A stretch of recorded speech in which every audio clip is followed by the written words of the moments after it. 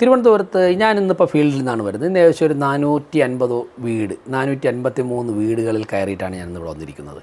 എല്ലാ സ്ഥലങ്ങളിലും ആദ്യം പറയുന്ന പ്രശ്നം, ഞങ്ങൾ പറയുന്നതിന് മുമ്പ് അവർ പറയുന്നത് വോട്ട് തരാം, ഇവിടുത്തെ തെരുവുനായ ശല്യം നിങ്ങളൊന്ന് പരിഹരിക്കുമ്പോൾ ഞാൻ പറഞ്ഞു. മധ്യപ്രദേശിൽ മുൻ മുഖ്യമന്ത്രി ശിവരാജ് സിംഗ് ചൗഹാൻജി തിരുവനന്തപുരത്ത് വന്നപ്പോൾ ഞാൻ ഒരിക്കൽ നേരിട്ട് സംസാരിച്ചു. അദ്ദേഹം മുഖ്യമന്ത്രി സ്ഥാനം കഴിഞ്ഞ് കേന്ദ്രമന്ത്രി ആവുന്നതിന് മുമ്പ് തിരുവനന്തപുരത്ത് വന്നിരുന്നു. ഞങ്ങൾ ഒരുപാട് സമയം ഒരുമിച്ചുണ്ടായിരുന്നു. ഞാൻ ചോദിച്ചു എങ്ങനെയാണ് മധ്യപ്രദേശിൽ ഈ പ്രശ്നം പരിഹരിച്ചത്. അപ്പോൾ അദ്ദേഹം പറഞ്ഞു, ഞങ്ങൾ ഷെൽട്ടറുകളിൽ അടച്ചു.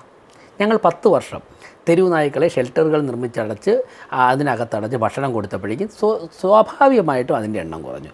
തിരുവനന്തപുരത്ത് ചെയ്യാം.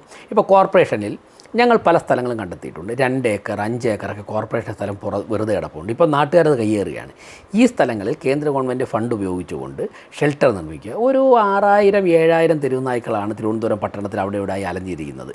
അപ്പോൾ ഈ ഒരു 500 തെരുവ് നായ്ക്കളെ ഒരു ഷെൽട്ടറിൽ വെച്ച് പാർപ്പിച്ച്, ആൺനായ്ക്കളെയും പെൺനായ്ക്കളെയും പ്രത്യേകം പാർപ്പിച്ച് ABCയും ചെയ്ത് ആനിമൽ ബർത്ത് കൺട്രോൾ നടത്തി ഇവയെ പ്രത്യേകം പാർപ്പിച്ച് ഇവയ്ക്ക് ഭക്ഷണവും കൊടുത്ത് വെറ്റിനറി ഡോക്ടറുടെ ഒരു സർവെയിലൻസിൽ ക്യാമറയൊക്കെ ഫിറ്റ് ചെയ്ത് നോക്കിയാൽ ഒരു 5 വർഷം മുതൽ 7 വർഷം കൊണ്ടുവരെ ഈ നായ്ക്കളുടെ ഇത് അവസാനിച്ച് കിട്ടും അവിടെ. അപ്പോൾ സ്വാഭാവികമായിട്ട് അവരെ കൊലപ്പെടുത്തണ്ട, അതിനെ ബുദ്ധിമുട്ടിക്കേണ്ട, ഭക്ഷണം കൊടുക്കാൻ, ഷെൽട്ടറിൽ അടയ്ക്കാൻ സുപ്രീം കോടതിയും പറഞ്ഞിട്ടുണ്ട്. ഒരു പക്ഷേ നമ്മുടെ 8-10 ഷെൽട്ടറുകൾ പല ഭാഗത്തായി നിർമ്മിക്കേണ്ടി വരും.